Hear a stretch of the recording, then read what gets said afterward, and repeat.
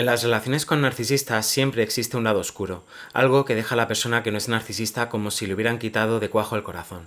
Y es que muchas características y actuaciones de un narcisista pueden quedarse en la superficie o pertenecer al área de lo superficial, sin embargo otras dejan una huella a veces muy difícil de borrar. Esto sucede, por ejemplo, cuando el narcisista hace luz de gas a la otra persona o la triangula sin prisa pero tampoco sin pausa.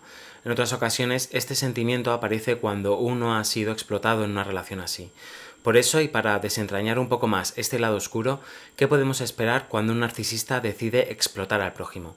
¿Cómo lo hace y qué técnicas utiliza? En este vídeo intentaremos dar respuesta a estas preguntas. Pero antes, si eres nueva o nuevo en el canal, por favor, suscríbete y dale a like para hacer que el vídeo llegue a más personas. Muchas gracias.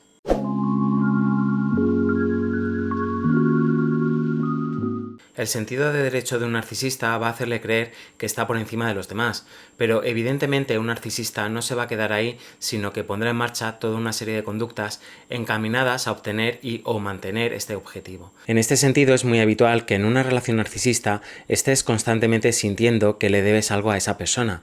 Muchas veces no sabes el qué, pero sobrevuela la idea principal de que algo le debes.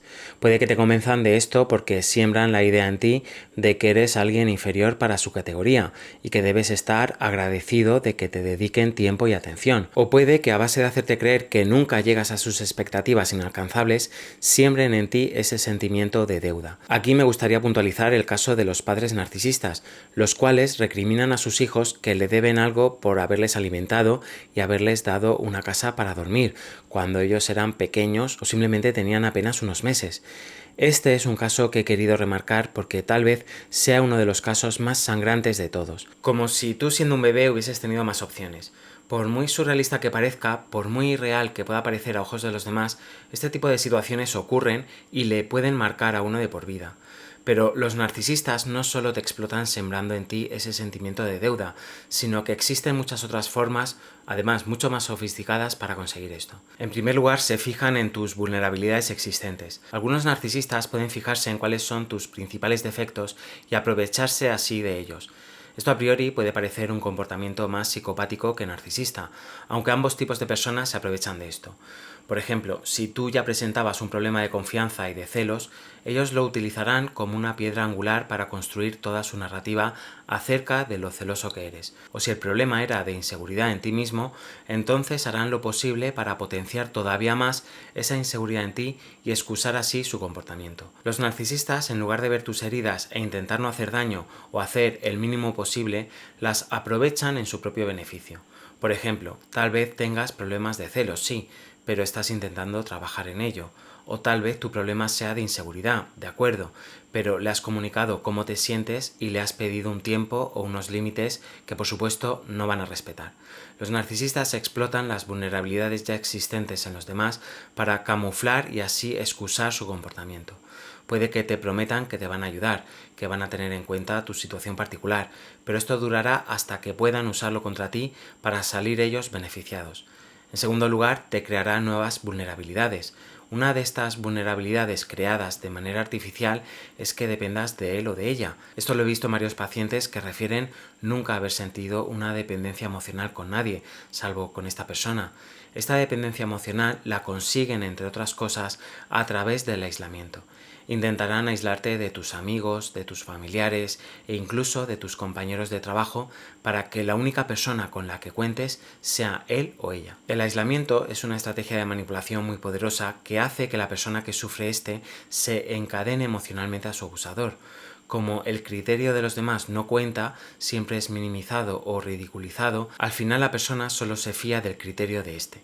En muchas ocasiones esto se consigue a través de un condicionamiento a fuego lento, en el que el narciso consigue convencer a la víctima de que solo él sabe lo que es bueno para él o para ella, y lo que le conviene. Otra vulnerabilidad creada artificiosamente es la dependencia económica.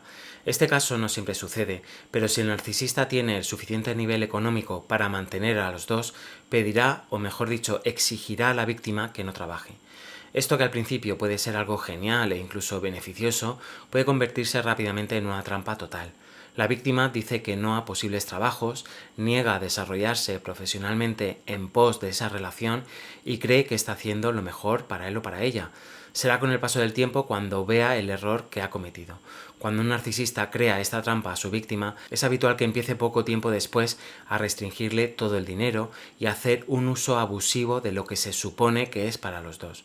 Con esta situación, por un lado, tendrá la excusa perfecta para manejar todo el dinero del que su víctima dispone, restringiéndolo o proporcionándolo a su voluntad y antojo, y por supuesto a cambio de otros favores. Por otro lado, impedirá que la víctima sea independiente económicamente y pueda separarse si algún día llega la ocasión. Con estas trampas económicas es mucho más difícil para la persona que está sufriendo el abuso psicológico salir de ahí, ya que los medios materiales no le permitirán en muchas ocasiones separarse a la primera. Lo que consigue el narcisista con esto es crear una jaula de oro, en la cual se le proporciona lo que necesita, y digamos eso entre comillas, mientras mantiene a su víctima atada y bien atada. A cambio de esta manutención, digamos, el narcisista exigirá de todo, desde tener la casa como los chorros del oro a todo tipo de cuidados que pueden extenderse a su familia directa, aunque la víctima no vea la suya propia. El narcisista ve a su pareja como una criada o un mayordomo a tiempo completo. Aquí debo de hacer un inciso, y es que esto no es la complementariedad que se espera en cualquier tipo de relación en la que uno aporta más que el otro. Es decir, tú trabajas o trabajas más, pues yo me encargo de las cosas de la casa, por ejemplo, y este tipo de cosas. De lo que hablamos aquí es de un verdadero contrato de criada o de criado las 24 horas del día, los 7 días a la semana. Tú no serás la pareja que se queda en casa y se encarga de esto, sino el mayordomo que debe de estar disponible siempre, accesible y obedecer en todo momento. Y como tú no aportas o aportas menos, pues no tendrás ni voz ni voto. Debes tener en cuenta que los narcisistas caen muy rápidamente en relaciones desiguales. A ellos no les hace falta casi nada para que te pongan a ti en un segundo lugar y te obliguen a obedecerles. En tercer lugar, la explotación de recursos. Puede que el que aporte el dinero o los recursos seas tú y no ellos. Como siempre, no habrá un traspaso de recursos de forma que los dos os sintáis cómodos, sino que siempre habrá un intento de estirar el chicle todo lo que se pueda y más. Si tú tienes dinero, recursos, una casa o incluso contactos que a él le podrían venir bien, entonces tus recursos serán sus recursos. Eso estaría de lujo si ese traspaso de recursos fuese algo equivalente en la relación y se diera por igual, pero con un narcisista no suele ser el caso. Se aprovecharán de tu dinero, de tu casa, de tus amigos que le puede colocar en no sé dónde, y mientras tanto mantendrán esa desigualdad y ese trato vejatorio tan característico en ellos. Un narcisista no ve si tienes cualidades como la bondad, la sinceridad y ese tipo de cosas, sino más bien se fijarán en tu móvil, en tu cartera, en tu coche, en tu casa, y si pueden sacarte algún dinero para sus cosas, pues mucho mejor. Evidentemente no todos los narcisistas van a por el dinero de los demás, pero si analizamos las conductas explotadoras de este tipo de perfil, la obtención de dinero y recursos ajenos será una de sus principales. Desde mi punto de vista, algo que rivaliza con el suplemento narcisista en forma de atención es por supuesto el dinero.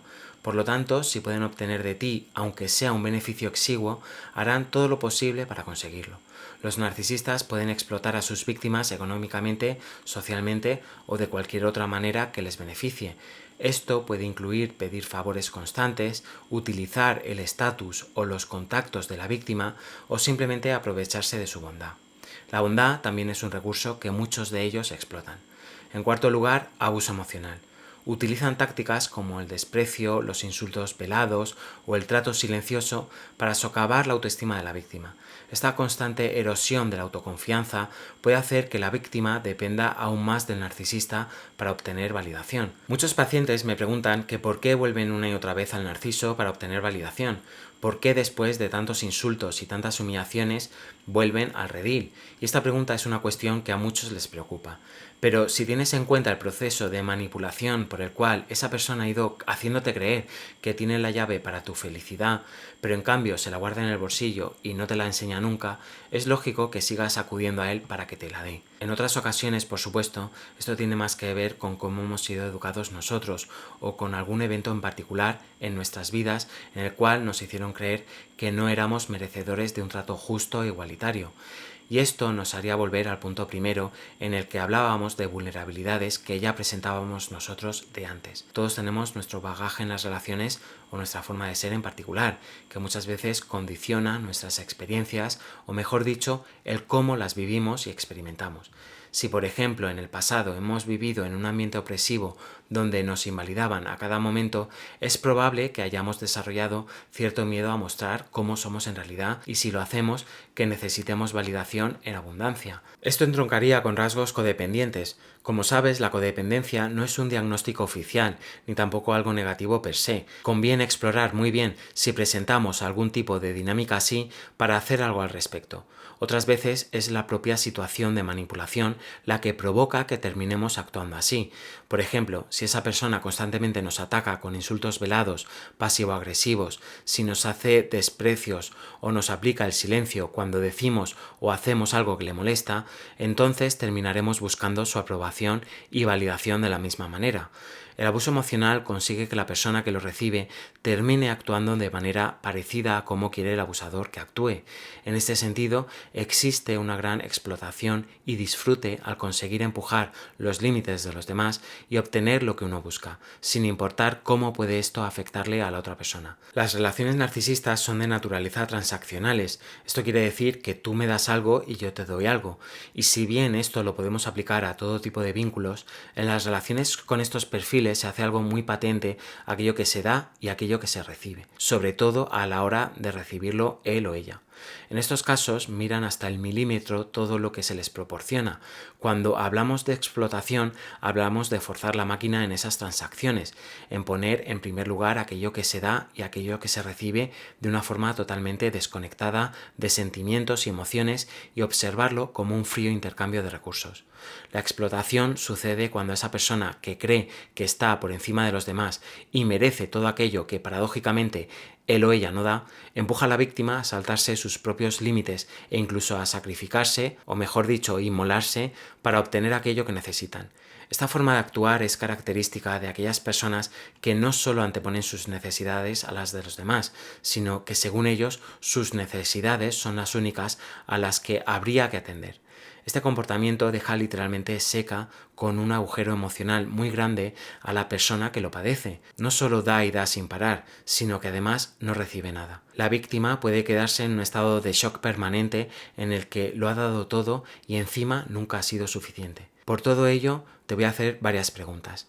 ¿Te resuenan estas palabras? ¿Crees que la persona que conoces intentó obtener todo de ti? ¿Correspondía de alguna manera?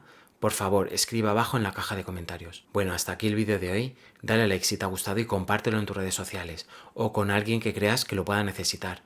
Suscríbete si no lo has hecho todavía, dándole a la campanita para ver más vídeos así. Te mando un abrazo y mucho ánimo en tu camino a la recuperación.